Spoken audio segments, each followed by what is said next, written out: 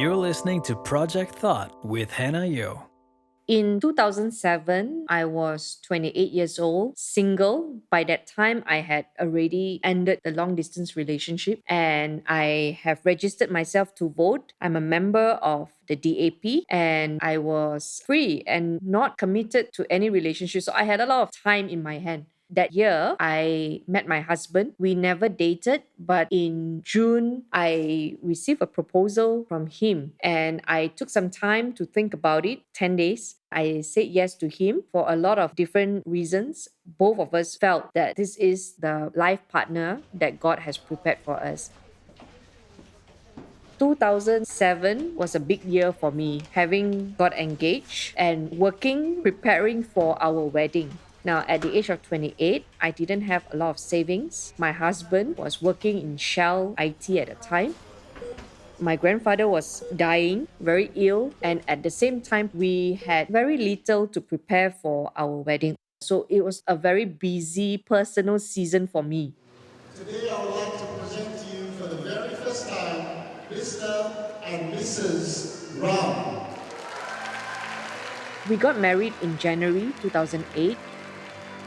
We did a do it yourself honeymoon. We came back and I remember I was in the event management company USJ1 and I read in the news that Pakla had dissolved parliament. Seri Paduka Baginda yang di-Pertuan Agong telah berkenan supaya Parlimen ke-11 dibubarkan berkuat kuasa hari ini 13 hari bulan Februari 2008 bagi membolehkan pilihan raya umum ke-12. I was very excited to be voting for the first time. Then I got a call from Edward Ling. I was in my office in Cyberjaya when I received the call from Tony. And I remember because of the strong stigma about the opposition, I had to quietly answer the call for fear of repercussion from colleagues of being associated in DAP. Tony got very quickly to the point and asked if I would convince Hannah to be on standby as a candidate for DAP in Subang Jaya. He found out that she had a great profile, qualified lawyer, young, and a woman. You see, DAP was then and still is into women's empowerment. He had only met Hannah a few times and he wasn't sure if Hannah was willing to be a candidate. And also at that time, we had the often abused ISA law. Also, very few at that time believed that any change was possible, as Malaysia had only been under the reign of one government since independence. Yes, I said yes immediately and gave Hannah a call. Edward said that, hey, you got to be on standby. You got to be on standby to be a candidate for Subang Jaya. All of a sudden, what does it mean to be on standby? What should I do? I was thinking, why me? Why not Edward?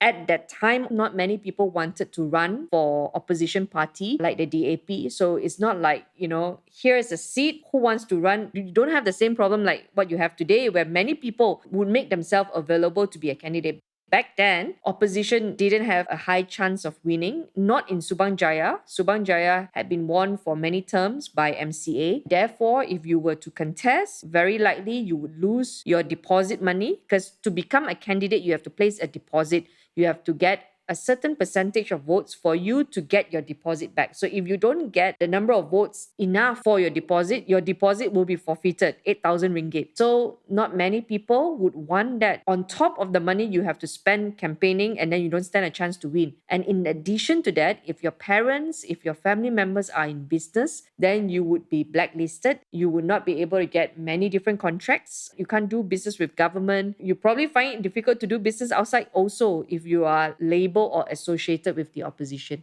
I think I was overwhelmed more with the fact that this is a huge battle. I'm not prepared for it. I don't even know how to do it. And the fact that I just got married, do I really want to upset this new personal life to do this? I asked my husband, do we want to be on standby for this? Do I say yes? Do I say no? And my husband said, say yes, ask for more details, ask for a meeting. And so we did meet up with the state chairman then, Yeoh, and also Tony Phua in the DAP office in PJ. I remember going there, we prayed about it because it's a big decision for us, a newly married couple. When we arrived there, we were told that very likely our opponent, MCA, would be fielding a woman candidate in Subang Jaya. And usually, when one party fields a lady candidate, the other party would also field a lady candidate. I remember the state chairman asking for my Chinese name. and he said, "You are confirmed to run for Subang Jaya." And that's how my name appeared in the Chinese newspaper, that I would be the candidate for Subang Jaya. So in that sense, I'm actually very glad that I didn't have to decide. It happened so quickly. If I had more time to consider, to think about it, maybe I would have said no. But because of how fast everything moved, looking back, I think it's a good thing, because the entire task of running a campaign and joining politics would have overwhelmed me completely. If I really had thought about it, maybe I would never have said yes. But there's a slight bit of excitement, because I thought the news that I've been reading, all these politicians, these leaders that I read about, maybe this is the platform, this is the chance for me to be a leader like that. Was there any memorable moments? Yes, my campaign, that was probably the most difficult 2 weeks of my life. And so it's such a mixed emotion within me: excited, scared, fearful, panic moment. If I were to look back at the most difficult period of my life, I would point it to that moment where I had to run my first campaign at the age of 29 years old.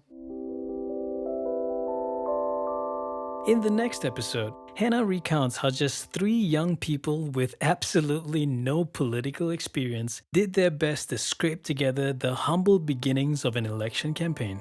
You've been listening to Project Thought with Hannah Yeoh. If you've enjoyed this podcast, don't forget to subscribe and click the bell icon to be notified of future episodes.